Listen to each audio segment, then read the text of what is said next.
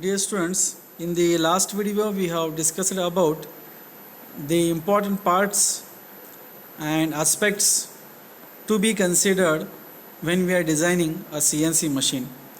In that, the first important element of the CNC machine is machine structure.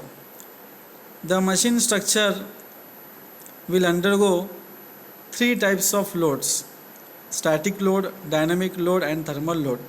These three types of loads are acting on the machine structure. However, we should try to reduce these loads. We should try to reduce the static load, dynamic load, as well as thermal load for the proper functioning of the CNC machine.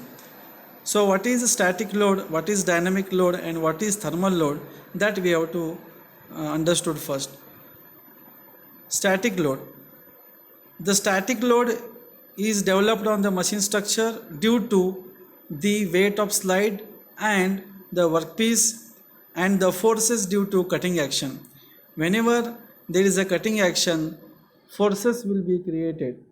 So that forces also create static loads on the machine structure. Therefore, the structure should have high stiffness and proper structural configuration to keep the deformation within the limits. If the load is more, then there are chances of deformation of the machine structure. So that should not happen. Therefore, the structural configuration should be such that the deformation should be within the limits. What is deformation? Change in the shape and size is called as deformation. Second type of load which is acting on the machine structure is dynamic load. The dynamic load is nothing but constantly changing load acting on the machine structure when the movement is taking place. We know that on the machine structure there is a relative movement between the workpiece and the cutting tool. Therefore, when this movement is taking place, then dynamic loads will be reduced. These forces cause the machine structure to vibrate.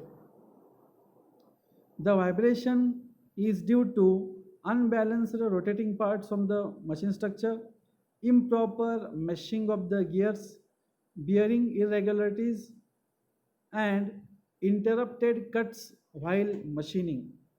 So these are the reasons why the vibration is created, and because of that it leads to dynamic load. So the third type of load which is acting on the this one CNC machine structure is thermal load. The thermal load are due to local heat sources. The thermal load on the machine structure is due to the local heat sources. Which are the heat sources in the CNC machine? There is an electric motor which is a source of heat in the CNC machine which is producing heat. Second one, it can be friction in mechanical drives and gearbox. Because of friction we know that heat is created and that leads to thermal load. Similarly, friction in the bearing and guideways. So we should try to reduce the friction in order to reduce the thermal load. How it can be reduced? And also because of machining processes. When we are doing the machining process, when we are removing the extra material from the workpiece to get the required shape and size, then also heat is generated. Similarly, the temperature of surrounding objects. There may be surrounding objects and those surrounding objects may be generating heat. So these are the reasons of thermal loads on the machine structure. So how to reduce this thermal load? We can mount the motor externally. We have to mount the electric motor externally.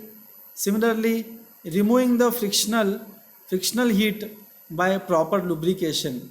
By making use of proper lubricants, we can reduce this heat by reducing the friction.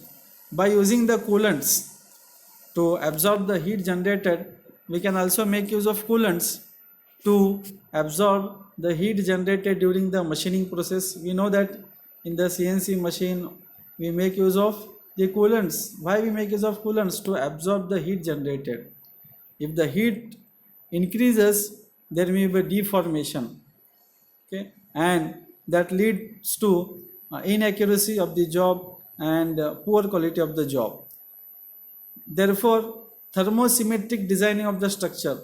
The design of the machine structure should be such that it should reduce the amount of heat in the machine structure. So these are the three types of loads which are acting on the machine structure: static load, dynamic load and thermal load.